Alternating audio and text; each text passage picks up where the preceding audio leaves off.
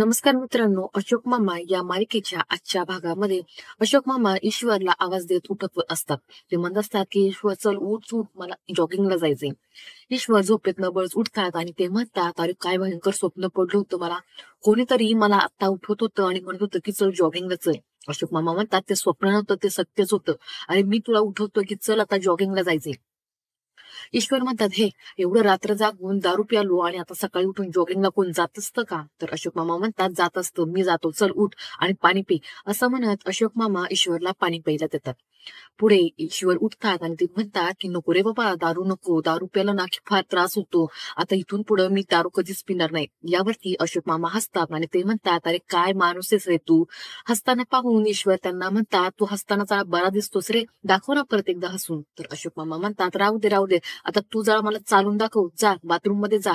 असं म्हणत अशोक मामा ईश्वरला बाथरूम मध्ये पाठवून देतात. त्यानंतर इकडे दुबईमध्ये भैरवी ही विचारात हरवलेली असते. त्यावेळेस तिथे अमित येतो आणि तो म्हणतो, गुड मॉर्निंग. भैरवी म्हणते, हो गुड मॉर्निंग. अमित म्हणतो, काय मग कितवा कॉफीचा कप हा? तर भैरवी म्हणते, काही नाही, अरे पहिलाच, मी आत्ताच उठून आलेली आहे. अमित म्हणतो, मग झाली का झोप, रात्री किती वाजता झोपलीस? तर भैरवी म्हणते, काही नाही, नॉर्मल 12 वाजता. अमित म्हणतो की 12 वाजता नाही, तू 3 वाजता गॅलरीमध्ये उभी होतीस आणि फोनवरती बोलत होतीस, रात्रभर तू रडत होतीस. तर असं म्हटल्यावरती भैरवीला वाटतं की संयमीने सगळं सांगितलं आहे, त्यामुळे ती चिडते आणि म्हणते, ही संयमी पण ना सगळं सांगते. असं म्हणून ती चिडून संयमीकडे जायला निघते, तर अमित तिला अडवतो.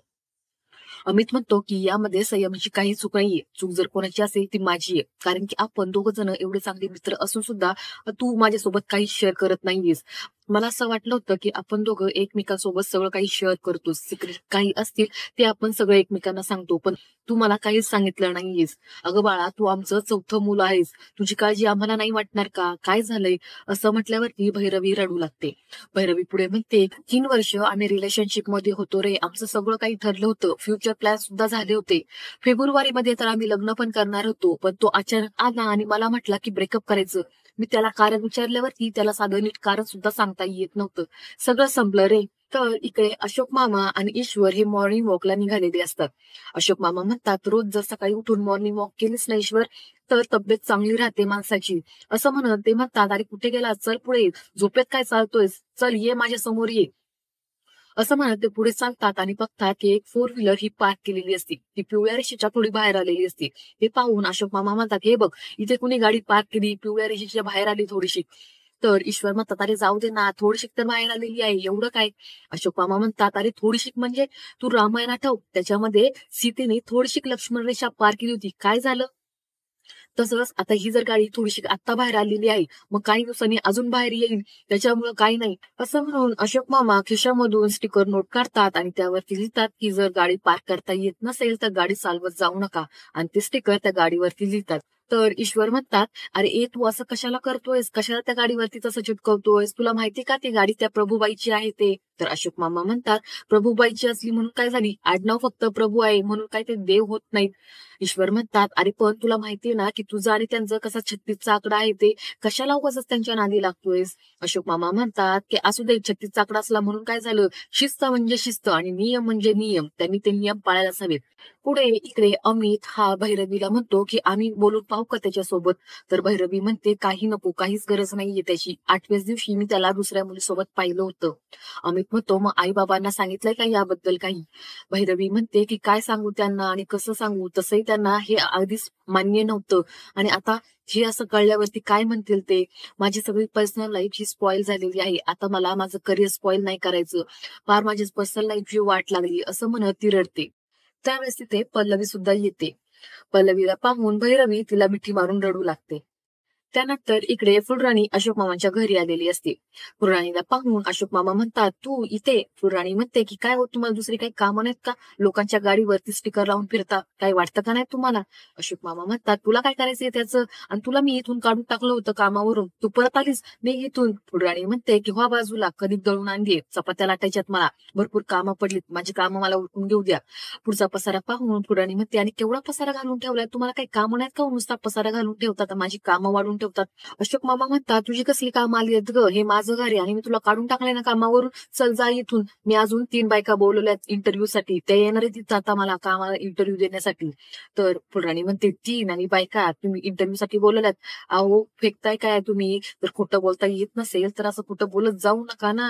तुम्हाला माहितीये का, या सोसायटीमध्ये कोणती बाई कुठे काम करणार, किती पगार घेणार, हे सगळं मी ठरवते. या सगळ्या बायकांची युनियनची मी लीडर आहे. असं म्हटल्यावरती अशोक मामांचा चेहरा थोडासा पडतो. अशोक मामा म्हणतात, हो का, लीडर आहेस का तू, मग कशाला इथं परत कामाला आलीस? तर कुर्राणी म्हणते की मी येणारच नव्हते, पण मला पल्लवी वहिनींचा फोन आला. त्या मला म्हटल्या की जाऊ दे, म्हातारा माणूस आहे, घे समजून, अशा ह्या वयामध्ये म्हातारांचं डोकं फिरतं, घ्यायचं समजून. तर अशोक मामा म्हणतात, असं पल्लवी म्हणाली तुला? तर फुलराणी म्हणते की नाही, वहिनी फक्त मला एवढंच म्हणाल्या की जाऊ दे, घे समजून, त्यांचं उतरतं वय आहे, बाकी जे काही होतं ना की म्हाताऱ्या लोकांचं डोकं वगैरे फिरतं ते मीच ऍड केलेलं आहे. तर अशोक मामा म्हणतात, बरोबर, आणि तुला कसं कळालं ग, ते गाडीवरती स्टिकर मीच चिटकवलं आहे ते? तर फुलराणी म्हणते, न कळायल्यासारखं काय त्याच्यामध्ये, अख्ख्या सोसायटीमध्ये असं अतरंगी कांड करणारे एकमेव व्यक्ती म्हणजे तुम्हीच, दुसरं कोण असणार आहे? असं म्हणून फुलराणी पुढे काम करायला सुरुवात करते. तर अशोक मामा हे त्यांच्या बायकोच्या फोटो समोर येतात आणि म्हणतात, अगं काय ही बाई आहे का कोण आहे? मला काही तू नजर करीत ठेवलंस की काय? या बाईला सगळ्याच गोष्टी माहित असतात. तर इकडे प्रभूबाई ह्या जाम चिडलेल्या असतात. त्या म्हणतात, बघा ओ उर्मिला बहिणी, का नाही या माणसाची मी पोलीस कंप्लेंट करायची? अहो माझ्या नव्या कोऱ्या गाडीवरती या माणसानं हा कागद चिटकवला. तर त्यावेळेस तिथे ईश्वर येतात आणि ते म्हणतात, अहो कागद नाही हो, छोटासा चिटोरा तर आहे तो. तर प्रभूवहिनी जाग चिडतात आणि त्या म्हणतात, बघा हे काय म्हणतात, छोटासा चिटोरा म्हणतात.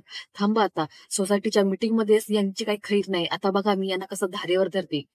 त्यावेळेस ईश्वर म्हणतात की नाही, आज अशोक मीटिंगला येणारच नाही. तर ईश्वरची बायको उर्मिला म्हणते, का तुम्ही त्यांच्यावरती बहिष्कार टाकला का त्यांनी तुमच्यावरती बहिष्कार टाकला? ईश्वर म्हणतात, असं काही नाहीये, सोसायटीला नवीन सेक्रेटरी हवाय ना, तर सोसायटीतील लोकांना अशोक होऊन कोणी सेक्रेटरी चालेल, त्याच्यामुळं अशोकला मीटिंग मध्ये आज बोलवणार नाहीये. इकडे फुलराणीचं काम करून झालेलं असतं. ती अशोक मामांना म्हणते, चला मी जातो, माझं झाले सगळं.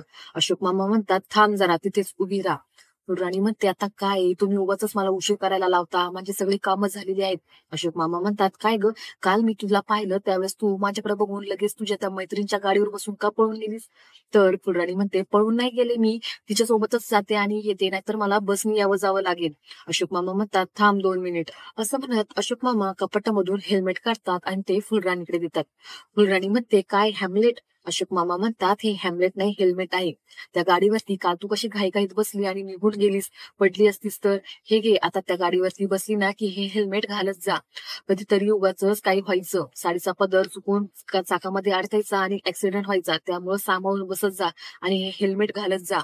तर फुलराणी इमोशनल होते आणि ती म्हणते, पण मी तर तुमचं काम सोडून गेले होते, तरी सुद्धा तुम्ही माझ्यासाठी हे हेल्मेट घेऊन आलात. तुम्हाला माहित होतं का मी परत येणार आहे ते? तर अशोक मामा म्हणतात, नाही, मला माहित होतं की पल्लवी तुला फोन करणार आहे. तर फुलराणी म्हणते, काय नाही, मला पल्लवी बहिणीने नव्हता फोन केला, मीच माझी आली. अशोक मामा म्हणतात, तेही मला माहितीये. असो, जा आता, तुला उशीर होईल, नाही तर तुला बसने जावं लागेल. तर इकडे संयमी ही भैरवीची माफी मागते. ती म्हणते की सॉरी माऊ, मला हे सगळ्यांना सांगायचं नव्हतं, पण मला तुझी काळजी वाटते ग, त्याच्यामुळे मी सांगितलं. तर भैरवी म्हणते, इट्स ओके, मी सुद्धा सांगणारच होते ग सगळ्यांना, पण ते पण माझी खूप काळजी करतात ना, त्यामुळे मी सांगितलं नव्हतं. त्यावेळेस संयमीला विशाल नावाच्या मुलाचा फोन येतो. तर संयमी तो फोन कॉल कट करते आणि पुढे बोलू लागते. तर भैरवी म्हणते, अगं काय, कोणाचा फोन येतोय, तू कॉल कट करतेस? तर संयमी म्हणते, काही नाही ग, माझा प्रोजेक्ट पार्टनर आहे, साऊथ इंडियन आहे, पण तो त्याच्यासाठीच फोन करतोय मला. तर भैरवी म्हणते, काय, साऊथ इंडियन मुलगा आहे आणि आता तुम्ही दोघं जण प्रोजेक्ट करणार आहेत, कसा आहे तो साऊथ इंडियन मुलगा, क्यूट आहे का? तर संयमी म्हणते, हो क्यूट आहे, पण तसं काही नाहीये माव. तर भैरवी म्हणते, चल मला नको सांगू, सांग ना तो कसा आहे. तर संयमी म्हणते, सांगते तुला, पण तू मम्माला यातलं काही सांगू नको हा. तर त्यावेळेस तिथे पल्लवी येते आणि पल्लवी म्हणते, काय काय नको सांगू मम्माला म्हणतेस तू? तर भैरवी म्हणते की काही नाही ग, ती असं सांगत होते, तिचा जो प्रोजेक्ट आहे तो जर कम्प्लीट झाला नाही तर तू तिला ओरडशील, ते सांगू नको मम्माला, असं म्हणते ती. तर पल्लवी म्हणते, हो का, बरं जाऊ दे, चला या नाश्त्याला, असं म्हणून ती पुढे निघून येते. त्यानंतर पुढे अशोक मामांना पल्लवी ही व्हिडिओ कॉल लावते आणि ती त्यांची विचारपूस करते. पुढे ती म्हणते की बाबा, आम्हाला भारतात यायचं होतं, ते कॅन्सल झालं, त्याच्यामुळे थोडी रुकरुक लागली हो. आता इरा सुद्धा बरी होतीये, पण संयमीची एक्झाम चालू झाल्यात, त्याच्यामुळे अजून आम्ही थोड्या दिवसांनी तिकडे भारतात नक्की येऊ. तर अशोक मामा म्हणतात, "हो, नक्की या." तेवढंच वेणूच्या वाढदिवसाचं निमित्त होतं, पण कोणीच आलं नाही. देवाच्याच मनात नव्हतं तसं. पण जाऊ दे, ज्यावेळेस वेळ मिळेल त्यावेळेस नक्की या. कसं आहे, तुझा फोन आला ना, की मला खूप बरं वाटतं गं. तुझा जर फोन आला नाही ना, तर मला चुकल्यासारखं वाटतं. देवानं 2 टोनगे दिलेत, पण त्याचा काहीच उपयोग नाही. असं वाटतं जर एक मुलगी दिली असती तुझ्यासाठी तर बरं झालं असतं. तर पल्लवी इमोशनल होते आणि ती म्हणते, "असं का म्हणताय बाबा? मी तुमची मुलगी नाहीये का?" तर अशोक मामा म्हणतात, "तू मुलगीच आहे गं, पण जर जन्मापासून असतीस तर बरं वाटलं असतं."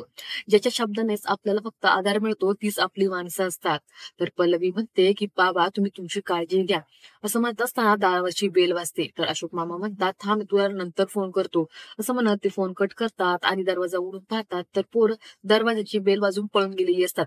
त्या पोरांच्या पाठीमागे अशोक मामा येतात आणि म्हणतात, "कुठे गेली पोरं तुम्ही?" असं म्हणत असताना त्या सोसायटीच्या बाहेर येतात आणि पाहतात, की ईश्वर हे त्यांच्या मित्रांसोबत बोलत असतात. अशोक मामा म्हणतात, की "हे काय? ईश्वर हा दुश्मन पार्टीसोबत नक्की काय बोलणं चालू आहे?" आणि आजचा हा भाग इथेच संपतो. पुढील भाग पाहण्यासाठी चॅनलला सबस्क्राईब करा. धन्यवाद.